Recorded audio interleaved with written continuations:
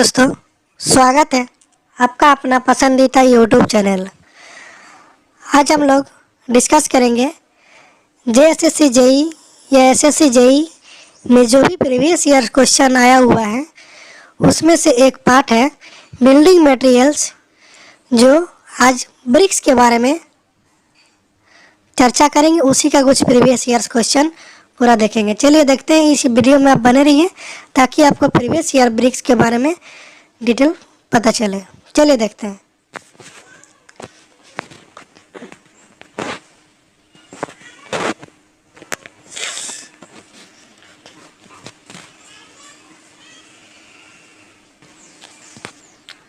Question है, a small rectangular block use in a building which is made by burning and drying in the sun is called। यानी भवन में प्रयुक्त एक छोटा आयताकार ब्लॉक जिसमें धूप में सुखाकर और आग में पकाकर बनाते हैं, उसे क्या कहते हैं? उसे ब्रिक्स कहते हैं, यानी ईंट। उसके बाद हम लोग देखेंगे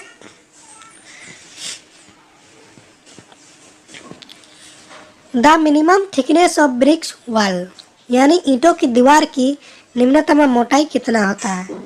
10 सेंटीमीटर होता है।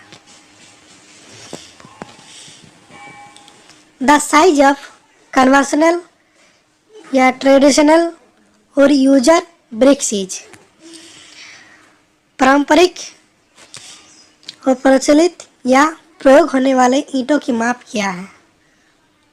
ईंटों की साइज है ये 9 inch by 4⁻³ by 8 inch by 3/4 inch.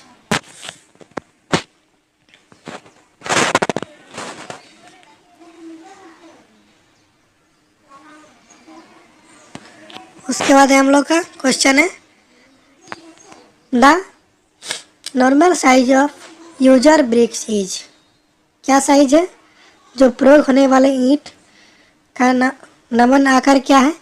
9 inch by 4⁻1/2 inch into 3 inch.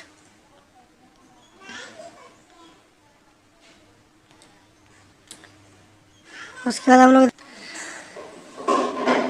By using bricks in construction we save, निर्माण में ईंटों के प्रयोग होने से क्या होता है? 10% ईंट और 22% मसाला की बचत होती है, यानी 10% ब्रिक्स एंड 20% मोटर का बचत होता है। क्यों? अगर निर्माण में ईंटों का प्रयोग करने से, मतलब पत्थर से अगर ईंटों में अगर प्रयोग करने में आए तो हम लोग का 10% ईंट बचत हो जाता है और 22% मोटर का बचत होता है।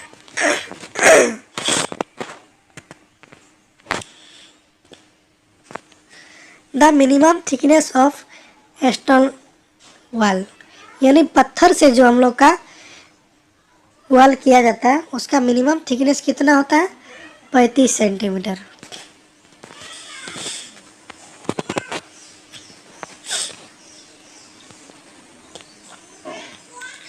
The benefit of use of bricks in masonry is, यानी ईंटों का चिनाई में प्रयोग से लाभ क्या होता है? Easy in bonding and masonry, चिनाई में और चाल में सरलता होता है। Easy in bonding and masonry। ईंटों के कुछ गुण के बारे में देखते हैं।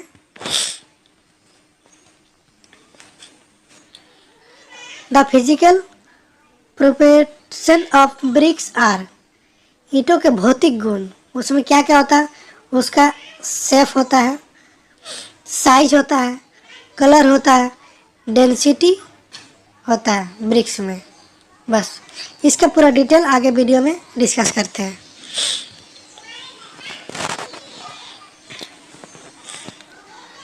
The standard shape of ideal bricks is, आदर्श ईंटों का मानक आकार क्या होता है? आयताकार, यानी रेक्टेंगुलर होता है। उसके बाद द स्पेसिफिक डायमेंशन और standard size of BRICS. Standard size क्या होता है ब्रिक्स का, जिसे मोटर मिला हुआ नहीं रहता, उसका साइज होता है 19 centimetre by 9 centimetre by 9 centimetre.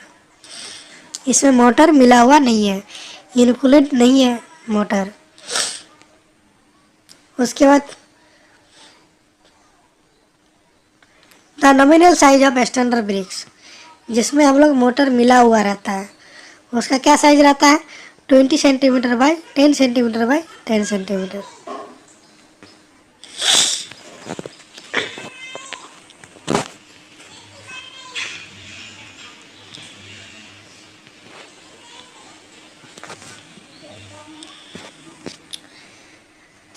The most common colour of bricks, building bricks, जो हम लोग का इमारत में यूज होता है, जो ब्रिक्स, उसका कलर क्या होता है, रेड कलर होता है। The density of bricks sound be, ईंट का घनत्व तो कितना होता है, ईंट का घनत्व तो हम लोग कहा जाता है 1600 से 1900 kg पर मीटर क्यूब। अगला क्वेश्चन देखते हैं। The weight of BRICS should be live between, जो हम लोग का ब्रिक्स होता है उसका भार कितना होना चाहिए, 3.2 kg से 3.5 kg पर ईंटा का ब्रिक्स का वेट होता है। The mechanical proportion of bricks are, ईंटों का जो यांत्रिक गुण होता है, क्या क्या गुण होता है, ईंटों का गुण क्या होता है, दो गो होता है, एक होता है कंप्रेसिव स्ट्रेंथ और एक होता है flexural strength.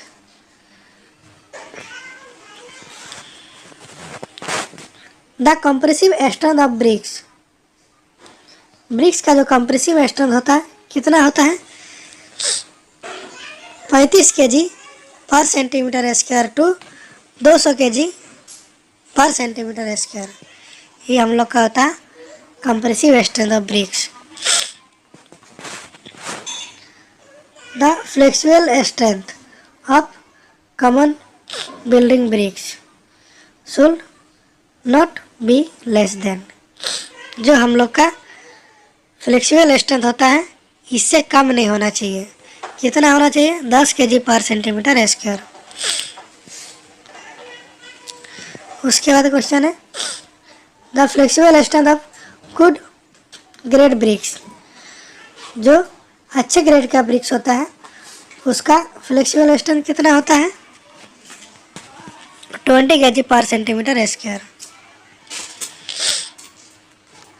Good building bricks self process a sharing strength, हम लोग का जो अच्छा ईंट होता है उसका जो क्या बोलते हैं शेयरिंग स्ट्रेंथ कितना होना चाहिए 50 to 70 kg पर centimetre square.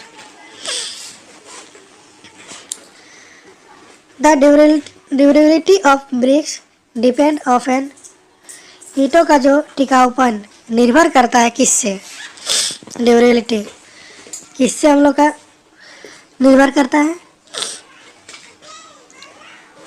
Absorption value, forest restriction resistance, उसके बाद इफ्लोरेशन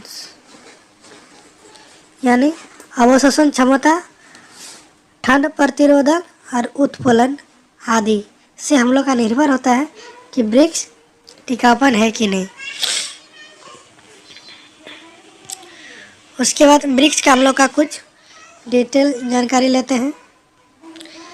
इसमें जो हम लोग का इंग्रेडिएंट मिला हुआ रहता है ब्रिक्स में क्या कराता है, सिलिका जो रहता है SiO2 ये 50 से 60% रहता है, एल्युमिनियम हम लोग कराता है Al2O3 कितना होता है 20 to 30%।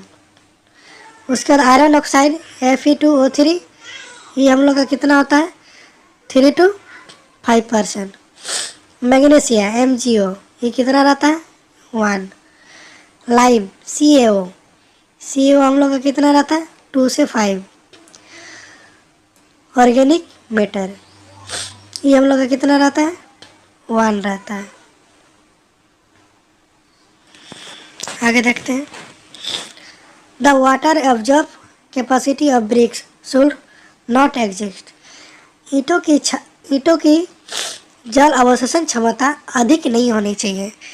जो ब्रिक्स होता है पानी एब्जॉर्ब करता है, कितना नहीं होना चाहिए 25% कभी नहीं होना चाहिए।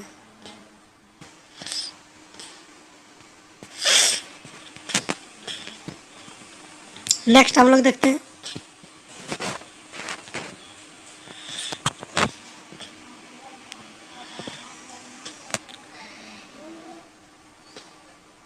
The ingredient of bricks, bricks में क्या क्या मिलाया रहता है हम लोग देखें। Silica alumina, iron oxide, magnesia, lime और ऑर्गेनिक मैटर, ये हम लोग का मिला रहता है। सबसे ज़्यादा क्या रहता है, सबसे ज़्यादा सिलिका रहता है।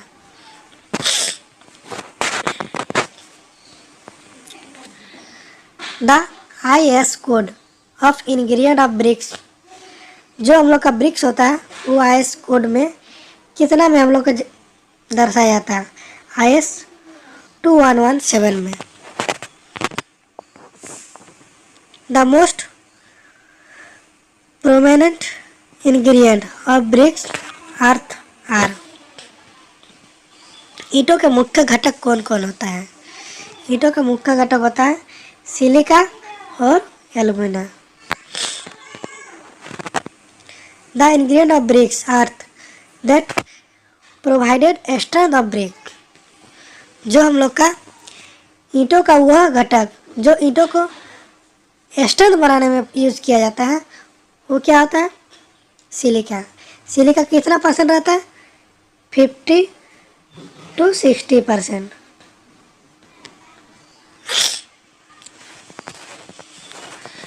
सिलिका इज रिस्पॉन्सिबल फॉर, क्या सिलिका क्या देता है, संकुचन रोकने के लिए होता है, यानी prevents of shrinkage. The excess of silica of bricks earth is due to, यानी ईंटों की मिट्टी में सिलिका की अधिकता का कारण, अधिकता होने से क्या हो जाएगा, सिलिका अगर हम लोग का ईंटों में अधिक हो जाएगा तो उसमें क्या हो जाएगा, ईंटों में भंगुरपन या ससंजकता में कमी, यानी brittleness in bricks and loss of चोजन्स। सिलिका ज़्यादा होने से भी हम लोग का प्रॉब्लम है। In bricks earth the alumina is responsible, ईंटों की मिट्टी में चिनाई चिकनी मिट्टी या एल्यूमिनिया उत्तरदायी होता है। उससे क्या होता है, अगर ज़्यादा हो जाएगा उसको, अगर एल्यूमिनिया और चिकनी मिट्टी अगर दिया जाता है तो इम्पैक्ट प्लास्टिसिटी होता है, यानी सुगमता प्रदान करने के लिए होता है। ये दोनों हम लोग यूज करने से क्या होता है, इम्पैक्ट हो जाता है और प्लास्टिसिटी होता है।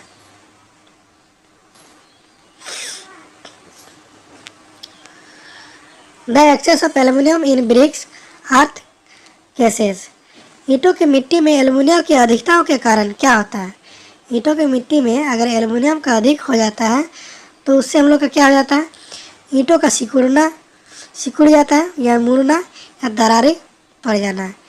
श्रिंकेज ऑफ ब्रिक्स होता है, ड्रैफ्ट होता है और क्रैक होता है। ये तीन को चीज़ इसलिए होता है जब हम लोग का ब्रिक्स बनाने में अगर एल्युमिनियम का ज़्यादा यूज कर देने से यही होता है, ईंटा सिकुड़ जाता है, मुड़ जाता है और दरारें आ जाता है ईंटा पे। इन ब्रिक्स अर्थ आयरन ऑक्साइड कोर्स, ईंटों की मिट्टी में लोहे अयस्कों का कारण क्या है,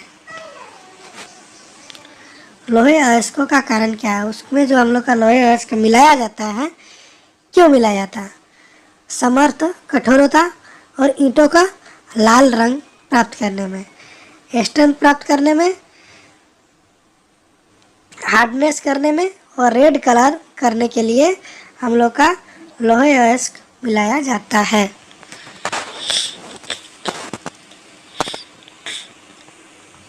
due to excess of iron oxide in bricks are the, अगर हम लोग लोहे अयस्क को अगर ज़्यादा प्रोवाइड कर देते हैं ब्रिक्स बनाने में, तो उससे क्या होगा, ईंटों का रंग काला और गहरा नीला हो जाएगा।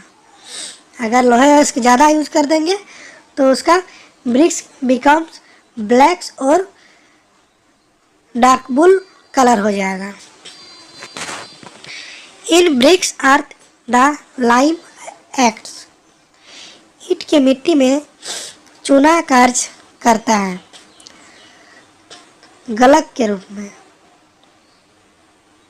फ्लैक्स के रूप में जो चूना होता है वो कार्य करता है, फ्लक्स।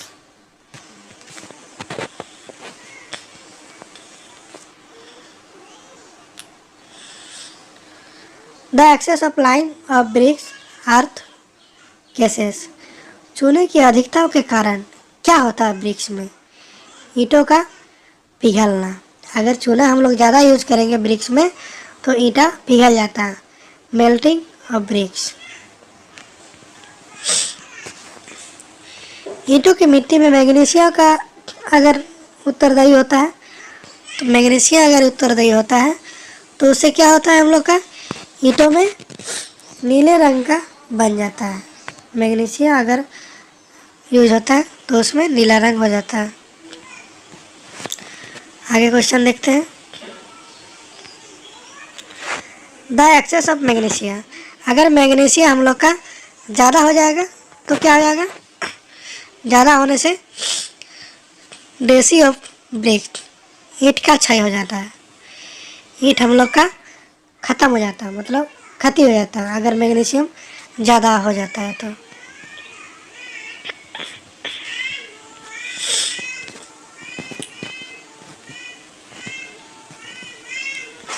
नेक्स्ट क्वेश्चन हम लोग देखते हैं, जल्दी जल्दी थोड़ा सा देखते हैं, वीडियो बड़ा हो जाएगा नहीं तो। In bricks are due to process of the solvents salt course, ईंटों के मिट्टी में घुलनशील लवण की उपयुक्तता का कारण क्या है। लवण अगर हम लोग डालते हैं, क्यों डालते हैं, उत्फुलन के लिए, इफुलेरेशंस के लिए हम लोग लवण यूज करते हैं। The excess of alkalines in bricks earth cases, ईंटों की मिट्टी में क्षारीय मृदा की अधिकता के कारण क्या होता है, इन्फ्लुएंस होता है। क्षारीय मृदा और लवण दोनों में यही होता है, उत्फुलन।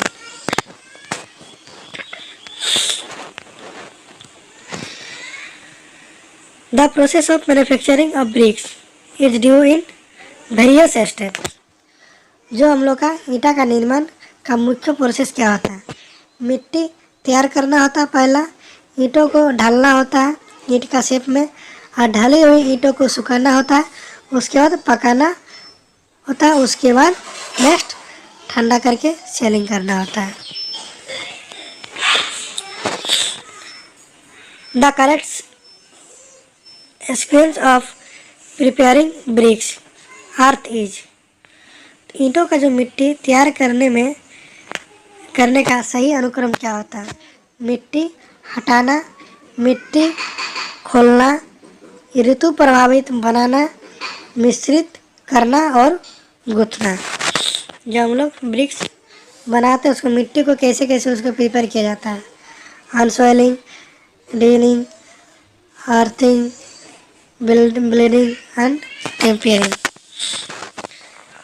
The tempering of bricks earth is also known as, ईंटों की मिट्टी में गूंथना, यह भी कहलाता है पंगिंग या needing.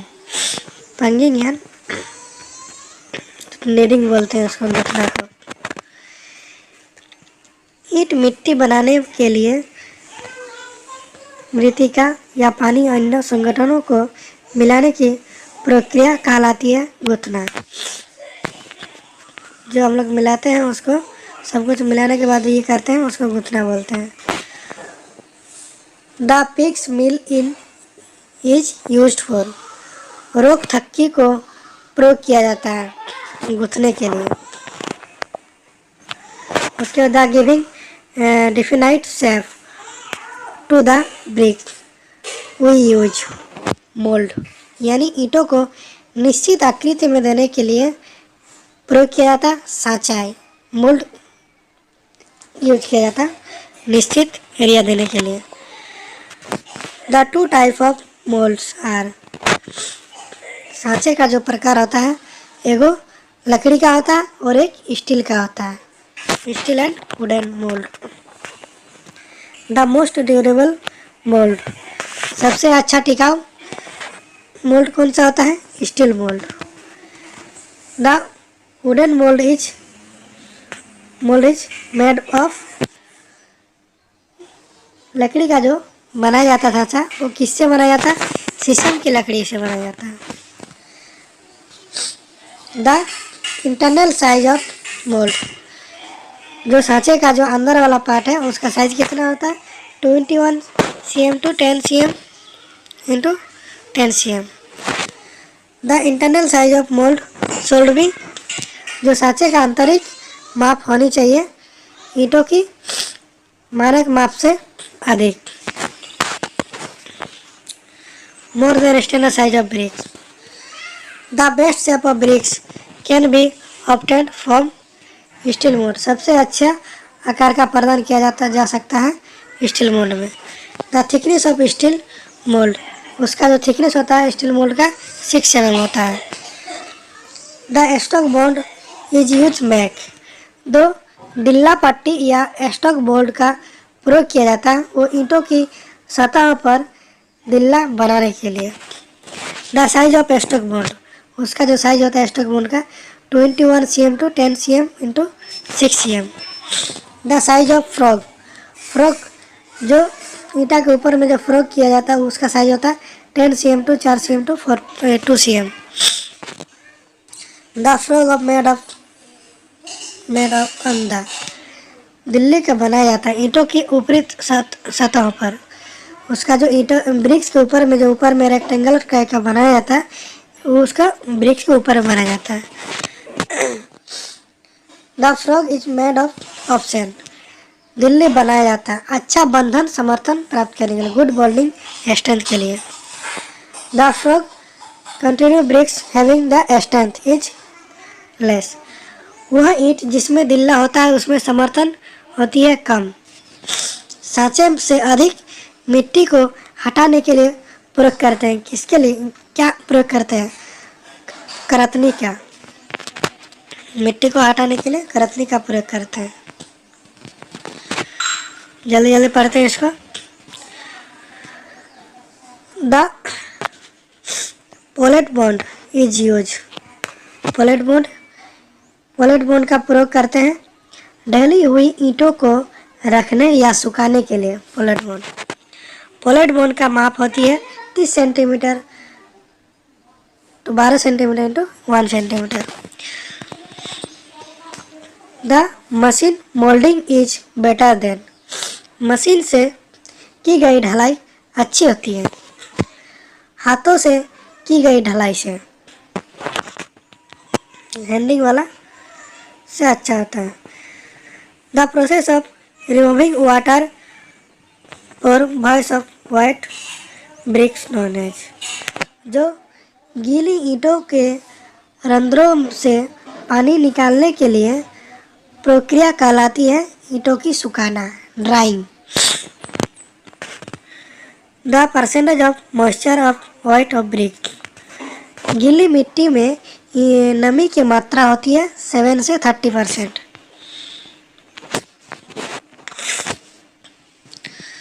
The white bricks shall be drying on open atmosphere, गीली ईंट को खुले वातावरण में सुखाना चाहिए।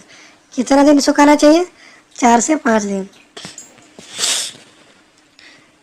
The process of drying of BRICS in an opening atmosphere is called hacking, खुले वातावरण में ईंटों को सुखाने की प्रक्रिया को क्या कहलाया जाता है? हैकिंग कहलाते हैं। Atmospheric after drawing the strength of BRICS. सुखाने के बाद ईंटों के समर्थन क्या हो जाता है? उसका स्ट्रेंथ 15 से 25 kg पर सेंटीमीटर स्क्वायर हो जाता है। The most common method use of drying of brick. Bharat में ईंट सुखाने के लिए सर्वाधिक प्रयोग की जाने वाला विधि क्या है? प्राकृतिक विधि, नेचुरल मेथड। ईंटों को पकाने की प्रक्रिया निम्नलिखित श्रेणी में की जाती है: निर्जलीकरण जोन, ऑक्सीजन जोन और रूपांतरण zone. Dioxide oxygen zone, dioxide zone, oxygen zone और बैटरीफाइड जोन। इसमें देख लेते हैं डाइहाइड्रोक्सिन जोन। इसमें टेम्परेचर कितना होता है? 400 से 650 डिग्री सेल्सियस। ऑक्सीडेशन जोन में कितना होता है? 650 से 900। और वार्टिफिकेशन जोन में 900 से 1200। When the softening of silica is done, then is prepare way to process of cold।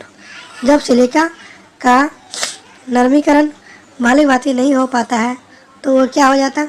प्रारंभिक रूपांतरण में आ जाता है।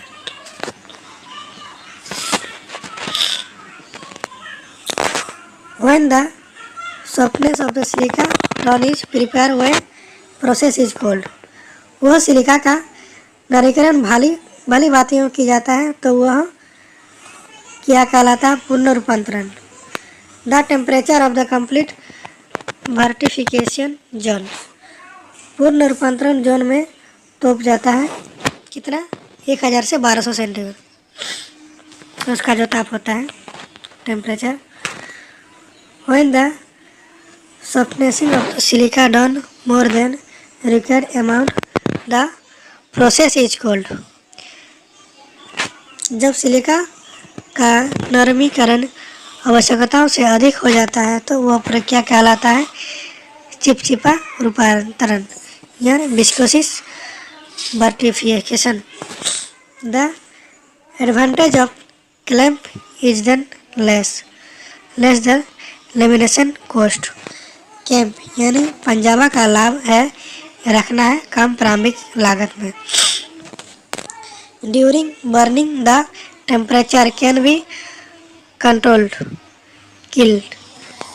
जलाने के समय ताप को नियंत्रित किया जा सकता है भट्टे में। A portion of the bricks cake the weight of knowledge half bricks. The cold use burning of the bricks. ईंटों को पकाने में कोयला का प्रयोग करते हैं। पथरी कोयला, जो हम लोग का कोयला यूज होता है वो एंथेटिक कोल्ड होता है। Burning of the bricks is done is a clamp और क्लेन। जो ईंटों का पकाया जाता है क्लैंप और भट्टे में, क्लैंप और भट्टे में। The temporary structure use of burning of BRICS clamp. ईंटों को पकाने के लिए प्रयोग किए जाने वाले अस्थायी संरचना होता है clamp. The permanent structure use of burning of BRICS. तो ईंटों को पकाने के लिए प्रयोग की जाने वाले अस्थायी संरचना क्या होता है? भट्टा। The bull trench kills can not be use burning. Bull की खाई वाला भट्टा प्रयोग नहीं किया जा सकता है मानसून के समय उसका भट्टा नहीं यूज किया जाता है। The percentage of the first class bricks obtain for पजवा। पजवा से प्राप्त होने वाले प्रथम श्रेणी का ईंट का प्रतिशत होता है 50 से 60 होता है first class BRICS. The Allahabad kills in example of. Allahabad भट्टा एक उदाहरण है अनियंत्रण भट्टे का।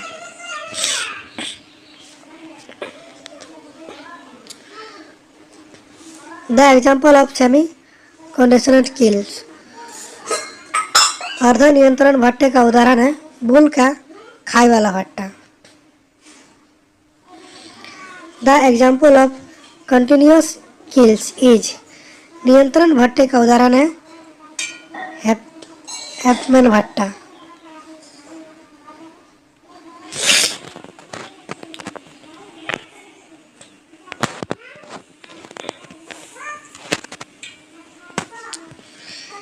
ये 3 को इम्पोर्टेंट क्वेश्चन है।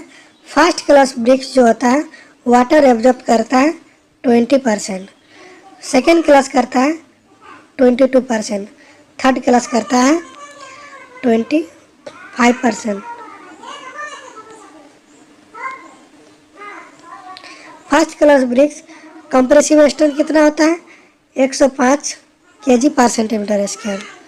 सेकेंड क्लास ब्रिक्स में क्या होता है कंप्रेसिव स्ट्रेंथ 70 kg पर सेंटीमीटर स्क्वायर। और थर्ड क्लास ब्रिक्स में क्या होता है 35 kg पर सेंटीमीटर स्क्वायर होता है।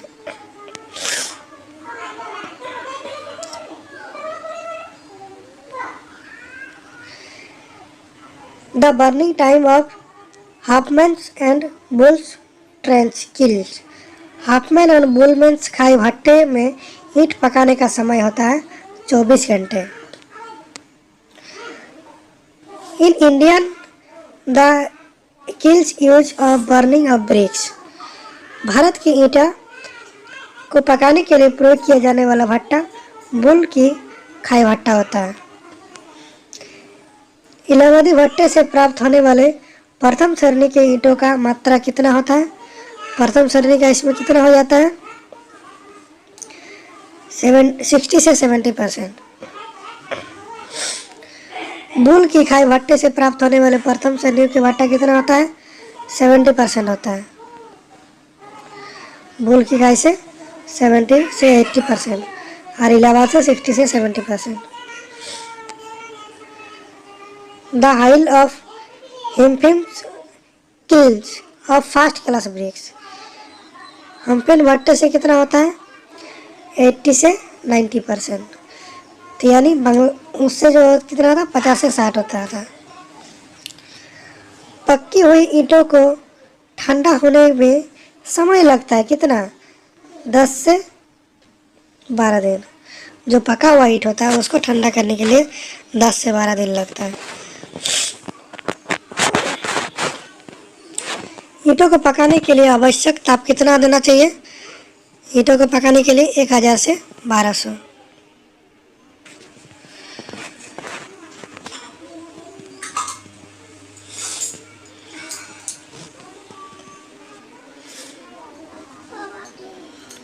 The test is done determines of compressive strength of bricks, ईंटों का संपूर्ण समर्थन ज्ञात करने के लिए किया जाना कौन सा परीक्षण किया जाता है compressive strength.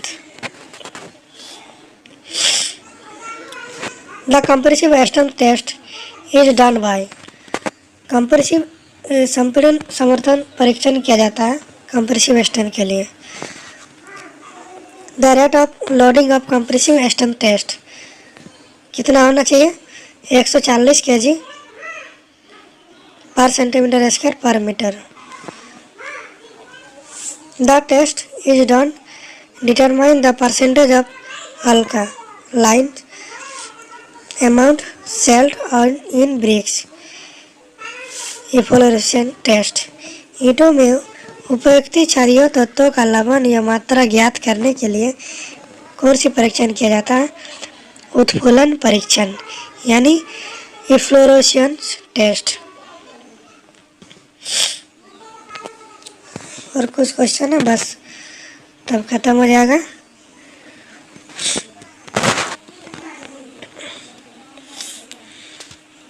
The test which is done to known covered surface of bricks called warpage test, जो अम्लों का परीक्षण किया जाता है ईंटों का उभरे और अथवा दबे हुए सतहों को, उसको कैसे पता चला है कौन सा टेस्ट में वारफेज परीक्षण warpage test. There are 2 types of cover surface in bricks, ईंटों में 2 प्रकार की सतहें पाई जाती हैं। उत्तल वारपेज और अवतल वारपेज, कॉन्वेक्स वारपेज और convex warpage. The cover surface of bricks course, ईंटों में उभरी या दबी हुई सतहों का कारण होता है मिलावे की ज़्यादा खपत। वारपेज परीक्षण किया जाता है मापन छड़ की सहायता से। वारपेज जो होता है उसको ये कहते हैं मापन छड़ से है। ईंटों का परिमाप परीक्षण किया जाता है ईंटों के माप की जांच के लिए। जब ईंटों की लंबाई के अनुसार रखा जाता है तो छूट की सीमा होती है प्लस माइनस में 6 mm। जब ईंटों की चौड़ाई के अनुसार रखते हुए छूट की सीमा होती है तो minus plus 3 mm।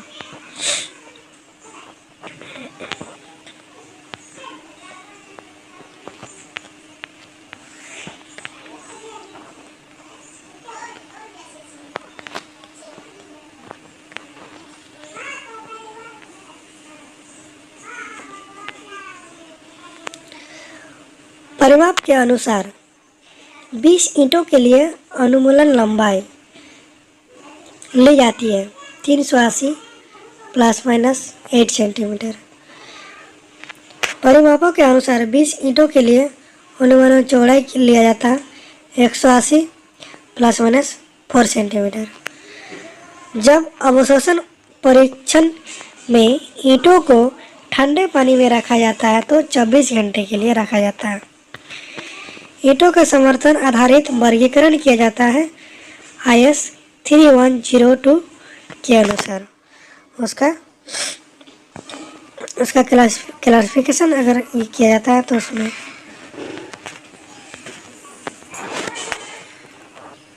The number of modular bricks required for 1 cubic metre of bricks machinery.